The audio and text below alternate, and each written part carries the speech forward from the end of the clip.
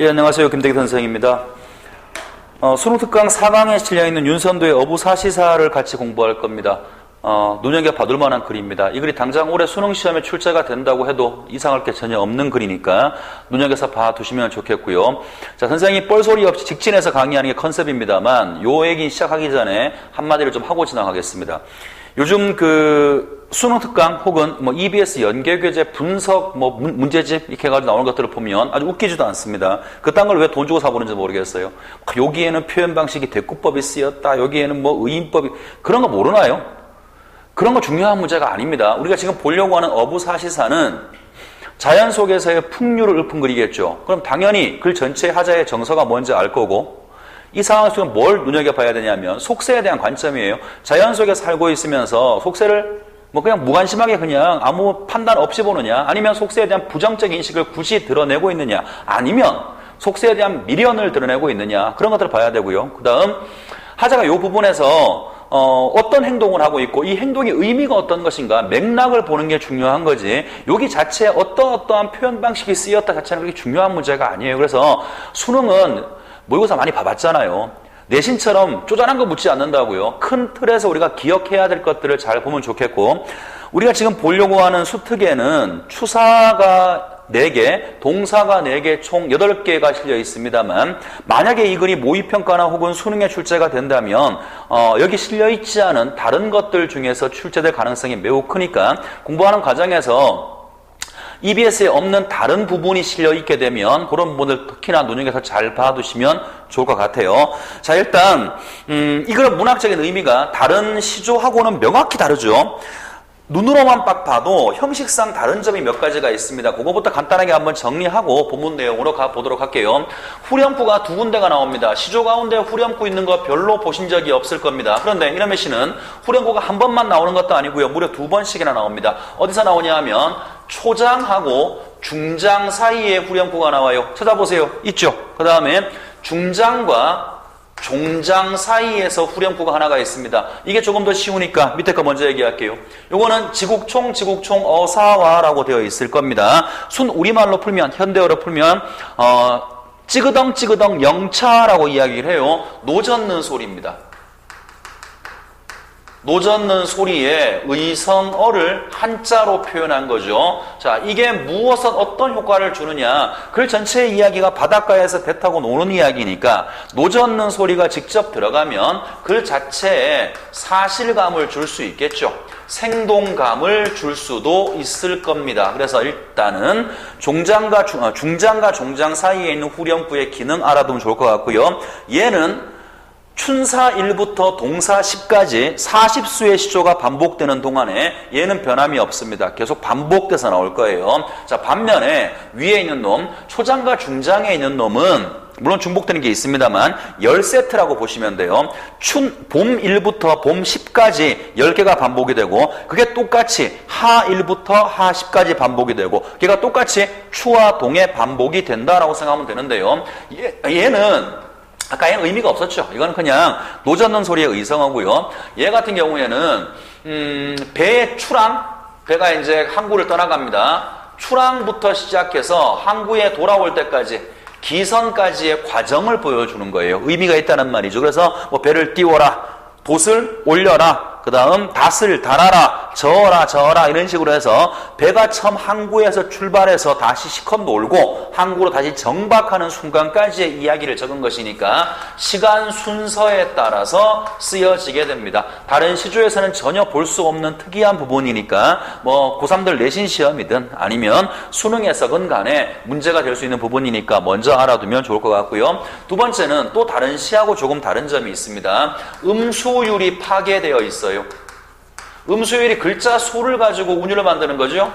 보통 시조의 종장은 3글자로 적는 게 원칙이죠. 초장, 중장, 종장 가운데 3장, 6구, 45자 이내로 쓰고 초장, 중장, 종장 가운데 종장은 반드시, 종장의 첫 구는 반드시 3글자로 적는다. 우리가 달달달 외워온 거잖아요. 근데 이놈의 시조는 조금 다른 부분이 있어요. 전체가 다 그런 것은 아니고 일정 부분에서 종장의 첫 글자가 3글자가 아니라 4글자, 5글자인 것들이 있기 때문에 다른 시조와는 다르게 음수율이 파괴된 부분이 있다. 그 다음 또 하나 음보율이 파괴된 부분도 있어요.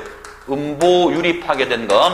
음보는 끊어읽기의 단위죠. 그죠? 보통 시조는 음보가 사음보로 진행이 됩니다. 상식 가운데 상식이지. 근데 이놈의 시는 중간중간에 사음보에서 벗어난 것들이 보일 겁니다. 이 두 가지를 EBS 수특에 실려있는 부분에서 우리가 오늘 둘 다 보시게 될 거예요. 자, 이제 본문 시작할 텐데 방향을 알려드리겠습니다. 고전은 다른 거 출제 안 돼요. 첫 번째 일단 여러분 해석할 수 있으면 됩니다. 적절하게 대충 문맥 보고 끼워 맞추는 게 아니라 적합한 해석. 그게 첫 번째. 그 다음에 두 번째는 화자의 정서를 따라가는 겁니다. 정서를 따라가기 위해서는 화자가 지금 무엇을 하고 있고 뭘 보고 있지? 대상을 캐치한 다음에 그 대상에 대해서 화자가 보여주는 정서 혹은 태도에 대해서 캐치를 해 두시면 돼요. 그것만 잘 따라가시면 됩니다. 그리고 중간중간에 여기 뭐 서리법이 쓰였다, 대꾸법이 쓰였다. 그건 고전에 안 쓰이는 거 본 적이 있어요? 다 쓰이잖아, 그지? 그건 사실 별 중요한 문제가 아니고 대꾸나 서리에서 벗어난 뭔가 좀 독특한 표현 방식이 있으면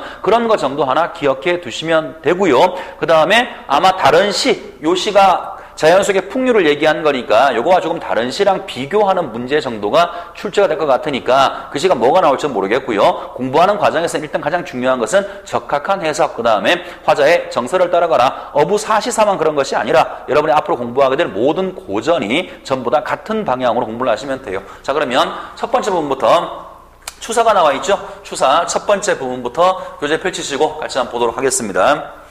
자, 선생님 읽으면서 그냥 바로바로 해석을 할 테니까 필요한 부분 필기하시고 따라오시면 돼요. 자, 해보겠습니다. 물 외에 조한일이 어부의 생애 아니러냐. 자, 물외라고 하는 건요, 자, 물외라고 그랬죠, 그죠?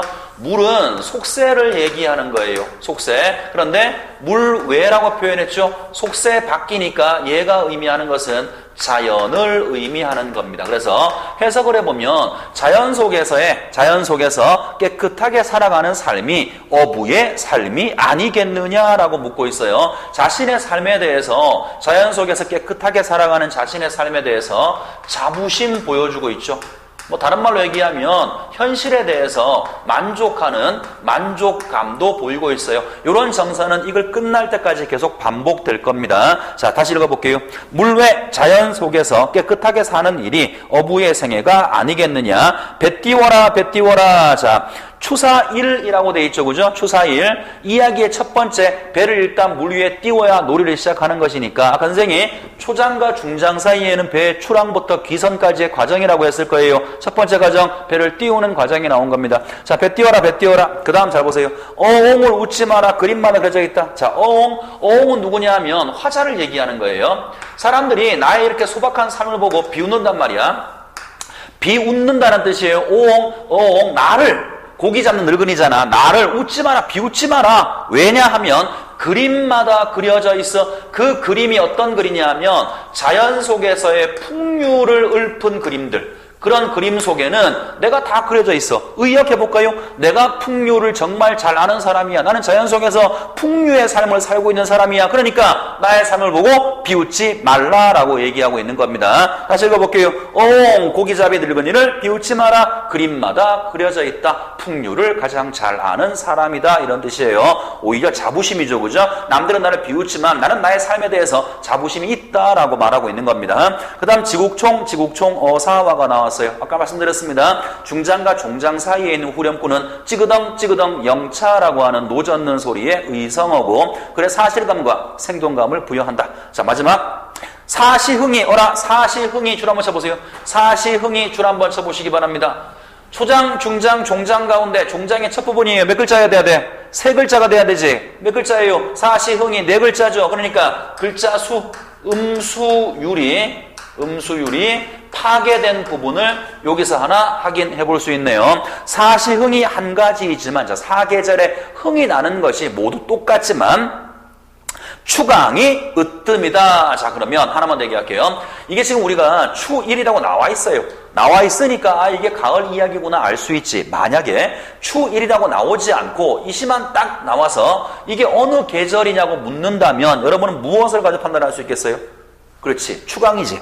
그러니까 추강은 계절감을 보여주는 시어가 되는 겁니다. 자, 일단 추일은 간단하게 끝났어요. 넘어갑니다. 자, 두 번째, 추2로 돼 있죠? 수국에 가을이 드니 고기마다 살쪄 있다라고 했습니다. 수국은 말 그대로 풀면 물에 날아라는 뜻이겠습니다만, 여기서는 아마 자연이라고 하는 뜻으로 사용된 것 같아요. 자, 이 자연에, 내가 살고 있는 이 자연에 가을이 들어서 계절감 또 드러나 있고요. 고기마다 살쪄 있답니다. 가을에 풍요로움을 이야기하는 거예요. 그 다음에 후렴구. 초장과 중장 사이에 아까 봤을 건 뭐였으나 1에서는 배를 띄운 거였죠. 이제 배를 띄운 다음에 밑에 있는 닷을 들어 올리는 겁니다. 닷들어라 닷들어라 만경창파에 실컷 용여 놀아보자. 만경창파는 큰 바다예요. 큰 바다에서 실컷 놀아보자. 지국총 또 나왔고요. 인간을 돌아보니 이건 눈여겨보야죠. 인간을 돌아보니 인간을 돌아봤어요. 어딘가요? 속세죠. 그죠? 인간을 돌아보니 멀수록 더욱더 좋다. 속세와의 단절 의지, 나는 쟤랑 같이 안 살겠다. 단절 의지 아니면은 속세에 대한 거부감이 드러나 있다라고 얘기할 수 있겠죠. 자, 요 수는 별로 할 얘기는 없는 수입니다. 자, 세 번째 가죠. 그 다음 나와 있는 건 추사 9번째입니다. 중간에 3, 4, 5, 6, 7, 8이 점프가 되고요. 바로 9번째로 건너갔어요. 자, 또 읽어보면서 설명을 하죠. 옷 위에 서리가 오니 추운 줄도 모르겠다. 자, 서리 가을에 내리는 겁니다. 일단 계절감 나타내는 시어 하나 나왔고요. 옷 위에 서리가 오니 추운 줄 모르겠구나. 닷 내려라. 닷 내려라. 이제 다 놀고 돌아왔으니까 배를 정복하기 전에 닷을 내리는 겁니다. 닷 내려라. 닷 내려라. 조선이 좁다 하되 부세와 어떠하냐. 자, 조선은요. 조선은 이거는 고기잡이 배를 얘기하는 겁니다. 고기잡이 배가 좁다고 하나 부세. 자, 부세는 먼지 같은 세상 이런 것이니까 이건 아마도 덧없는 속세 이렇게 해석을 할까요? 덧없는 속세하고 이 두 가지를 비교한 거죠. 의문의 형식을 취하고 있습니다만 하자의 답은 이미 정해져 있는 거죠. 내가 지금 살고 있는 이 고기잡이 배가 작다라고 하는데 덧없는 세상과 비교하면 어떠하냐? 자, 몰라서 물었을까요? 그럴 리가 없죠. 그죠? 이 사람은 여기에 대해서 훨씬 더 큰 가치를 부여하고 있는 겁니다. 다시 보죠. 조선이 좁다고 하나, 고기잡이 배가 좁다고 하나, 헛된 세상과 어떠한가, 지국총 어사와 내일도 이러하고 모레도 이러하자. 자, 내일 모레 다 이렇게 하면 좋겠어. 하자가 지금 살고 있는 현실의 삶, 부세에서 떠나와서 조선 속에 수국 속에 혹은 물 외에 있는 거죠. 자연 속에 살고 있는 자신의 현재 삶에 대해서 만족감을 표현하고 있는 겁니다. 지금 시가 계속 조금씩 표현은 달라집니다만 전달하고자 하는 내용은 결과적으로 똑같은 시들이에요. 그래서 맥락을 잡아야 됩니다. 계속 이상하게 공부하는 친구들이 있어, 그제? 깜찍 가서 써가면서 대꾸법이야, 서리법이야, 의인법이야, 그딴 거 안 중요해요. 물론 안 나온다는 얘기는 아니에요. 나올 수 있습니다만 그런 건 여러분이 충분히 판단할 수 있는 거라고. 지엽적인 거에 매여서 큰 틀을 놓치는 우를 범하지 않기를 바랍니다. 자, 추사 마지막입니다. 추사 마지막으로 갑니다. 추사 10번이죠. 송간 석실에 가서 효월을 보자고 하니, 자, 송간은 뭐 소나무 사이겠죠? 석실은 뭐 돌로 만든 집 이런 것 같아요. 소나무 사이에 난 돌로 만든 집에 가서 효월 새벽달입니다. 새벽달을 보자고 하니, 자, 이제 달 구경을 가는 거예요. 배를 댄 다음에 이제 달 구경을 갑니다. 소나무 사이에 난 작은 길을 따라서 석실에 가서 하늘에 떠있는 새벽 달을 보는 거예요. 자, 배를 붙여라, 배를 붙여라. 공산 낙엽인 길을 어찌 알아볼꼬. 자, 낙엽이 떨어져 있어요. 계절감 드러내고 있는 거죠. 자, 산에 낙엽이 막 떨어져 있어서 소나무 사이로 난 작은 길을 알아보기가 어렵다라고 말하고 있는 겁니다. 자, 그 다음 부분 지국총 나왔고요. 백운이 쫓아오니 열아의가 무겁구나. 이 부분은 선생님들에 따라서 해석이 조금씩 다른 것 같은데요. 저는 그냥 일반적인 해석을 해볼게요. 흰 구름이겠죠, 그죠? 백운은 흰 구름일 거예요. 흰 구름이 쫓아오니 열아의는요, 은자의 옷이라고 해석이 됩니다. 은자의 옷, 숨어 사는 사람의 옷. 다시 말하면 현재 화자가 숨어 사는 사람이잖아. 화자가 은자죠. 내가 입는 옷이 무겁다라고 표현하고 있는 거예요. 여러 가지 해석이 있습니다만 그냥 일반적인 해석은 이렇게 하면 돼요. 구름과 하나가 되다 이렇게 해석할까요? 구름이 구름이 막 따라와서 내 옷에 막 묻었어. 그래서 내 옷이 무겁구나. 자연과 하나가 되어 있는 그런 모습을 표현하고 있다. 이렇게 보시면 될 것 같아요. 자, 추사가 이제 마무리됐습니다. 자, 이제 동사로 갑니다. 동사도 마찬가지로 총 4개만 나와 있습니다. 첫 번째 거부터 보죠. 구름 거둔 후에 햇빛이 두텁구나. 배를 띄워라, 배 띄워라. 자, 이제 해가 떴으니까, 겨울에 해가 떴으니까 배를 띄워서 놀러 가기 시작하는 겁니다. 배를 띄워라, 배를 띄워라. 천지가 폐색하되. 자, 폐색이란 말은 호흡을 멈추다 이런 거예요. 그래서 겨울이 되면 천지의 모든 것들이 다 호흡을 멈추고 가만히 있는데, 바다는 의구하다. 의구는 변함없다, 영원하다 이런 뜻이죠. 별로 중요해 보이진 않습니다만 대비의 방식을 쓰고 있습니다. 천지는 다 겨울이 되니까 폐색을 하고 있고 호흡을 멈추고 있고, 바다는 변함이 없구나. 지국총 어사와 끝없는 물결이 깊편듯 하여 있다. 자, 깊은 비단이에요. 끝없는 물결이 비단을 편 것처럼 보인답니다. 이 말은 아마도 잔잔한 겨울바다의 모습을 보여주고 있는 것 같아요. 자, 이거 말고는 더 이상 뭐 특별하게 할 얘기는 없어 보입니다. 자, 그 다음으로 가죠. 간밤에 눈 갠 후에, 자, 요수는 지금까지 뭐 어부사시사 문제가 모의평가든 뭐든 간에 꽤 많이 출제가 됐습니다만 어부사시사가 나왔을 때 요게 빠진 적은 별로 없는 것 같아요. 자, 눈여겨서 봅시다. 간밤에 눈 갠 후에, 눈이 그친 겁니다. 간밤에 눈이 갠 후에 경치가 달라졌구나. 이어라. 앞에는 만경유리, 뒤에는 천처복산. 이런 게 대꾸법이죠. 얘기 안 해도 잘 알 거라고 생각합니다. 앞에는 만경유리. 자, 만경유리는 잔잔한 바다입니다. 눈이 온 다음에 내 눈 앞에는 잔잔한 바다가 있고, 뒤에는 천첩옥산이에요. 천겹으로 쌓여진 옥으로 만든 산 이런 건데, 아마 문맥적인 의미는 눈이 온 다음이니까 눈 덮인 산이라고 말할 수 있겠죠. 자, 얘를 퉁쳐서 이야기한다면 이렇게 말하면 되겠네. 눈 온 후에 풍경에 대해서 하자가 지금 말해주고 있는 거죠. 자, 이제 마지막을 잘 보셔야 돼요. 여기까지는 어려울 거 없고. 자, 마지막. 선계인가 불계인가? 인간이 아니다. 자, 지금 본 이거. 이런 눈 덮인 자연의 모습이 너무 아름다워. 이것은 신선의 세계인가? 아니면 불계, 부처의 세계인가? 적어도 속세, 인간의 세계는 아닌 것 같다라고 말하고 있어. 그러면 결과적으로 이렇게 말할 의도는 뭐냐면, 설마 이게 성계겠어요? 그럴 리가 없지, 그지? 너무 아름다워서, 눈 덮인 풍경이 너무 아름다워서 인간 세계 같지 않고 선계나 불계 같다라고 말하고 있는 것이니까, 이 부분이 말하고 있는 것은 경치의 아름다움이죠. 결과적으로는 눈 덮인 경치의 아름다움을 이야기하면서 하자의 태도는 예찬적인 태도를 보여주고 있는 겁니다. 됐죠? 자, 그 다음 넘어갑니다.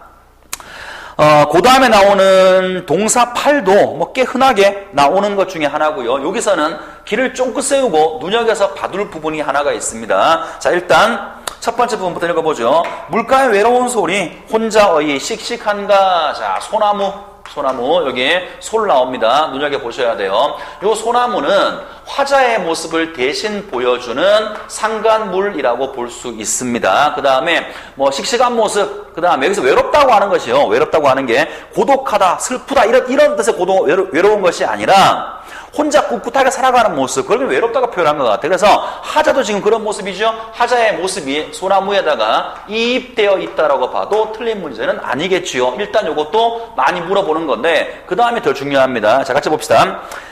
물가의 외로운 소리, 혼자 어이 씩씩한 거, 뱀에어라 먼 구름. 자, 구름에 동그라미 쳐보세요. 자, 멀리 있는 구름 한탄하지 마라, 세상을 가리운다. 하나 더. 파랑성을 염치 마라. 염하다라는 말은 싫어하다의 뜻이에요. 파랑성은 파도 소리입니다. 파도 소리를 싫어하지 마라. 진헌, 세상에 더러운 소리를 가린다라는 뜻이에요. 자, 그러면 제 얘기를 잘 들어주시기 바랍니다.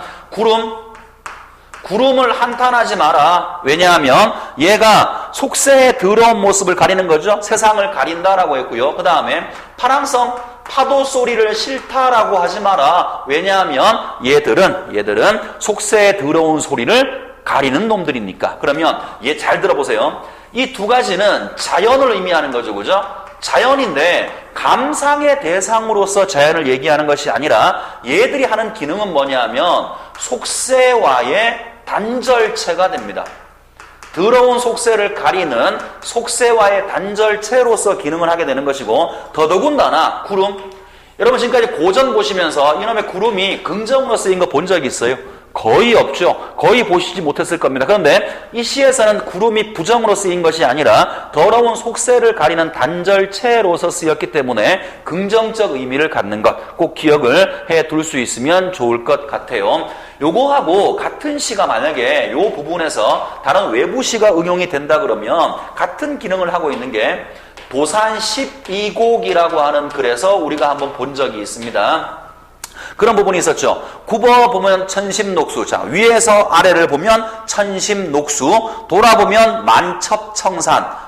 만겹으로 쌓여진 푸른 산. 거기서 녹수하고요. 푸른 물, 그 다음에 청산, 푸른 산, 그 두 가지가 똑같이 십장홍진 속세에 더러운 먼지를 가리는 놈이니까 녹수라는 거하고 청산이라고 하는 거하고 도산 12곡에 나오는 요 두 가지가 얘랑 똑같은 기능을 합니다. 이것도 같이 좀 알아두시면 좋지 않을까 싶어요. 자, 이제 한 개 남았습니다. 2개 남았나요? 한 개 남았네요. 그죠? 그 다음에 자, 한번 읽어보도록 하겠습니다. 어와 저물어 간다. 연식이 마땅토다. 자, 이제 하루가 끝나가는 모양입니다. 하루의 시간의 경과가 나와 있죠. 아, 저물어 간다. 연식이 마땅타. 쉴 때가 되었다. 이런 뜻입니다. 하루가 저물어 가는구나. 쉬는 것이 마땅하겠다. 배를 붙여라. 배를 붙여라. 가는 눈 뿌린 길 붉은 곡 흩어진데 흥치며 걸어가서. 자, 지금 선생님 중장을 좀 천천히 읽었어요.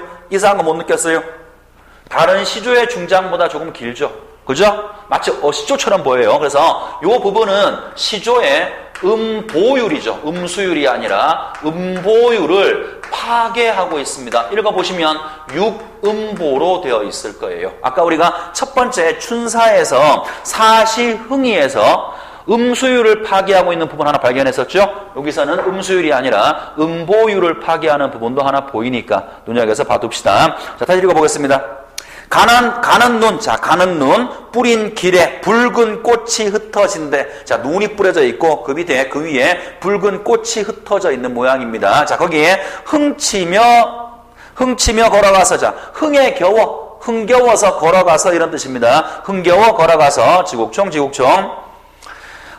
설월이 서봉이 넘도록 송창에 비껴 있자. 자, 설월이는 말 그대로 눈 내린 가운데 뜬 달이겠죠, 뭐, 그죠? 달이 서봉을 넘어 서쪽 봉우리를 넘는다는 이야기는 달이 지는 거죠. 그러니까 밤새도록 이런 이야기겠네. 밤새도록 소나무 창문에 기대어서, 소나무 창문에 비스듬히 기대어 있자. 이 말은 밤새도록 달을 구경하자. 이렇게 해석을 하시면 되지 않을까 싶어요. 자, 일단 기본적인 사항들, 시험에서 우리가 문제를 풀어내기 위해서 알아야 될 기본적인 사항들은 빠짐없이 설명을 한 것처럼 보입니다. 자, 아까 선생님이 서두에 말한 것처럼 지역적인 부분 보다가 하자의 정서 위주, 무엇을 보고 있는가, 그 다음에 어떤 부분들이 다른 시조랑 다른가, 이제 그런 측면들을 좀 공부해 두시면 되고요. 올해 수능에 당장 나와도 이상하지 않을 거라고 얘기했습니다. 눈여겨서 봐둘 글이니까 공부들을 제대로 잘 해주시면 좋겠습니다. 수고했습니다.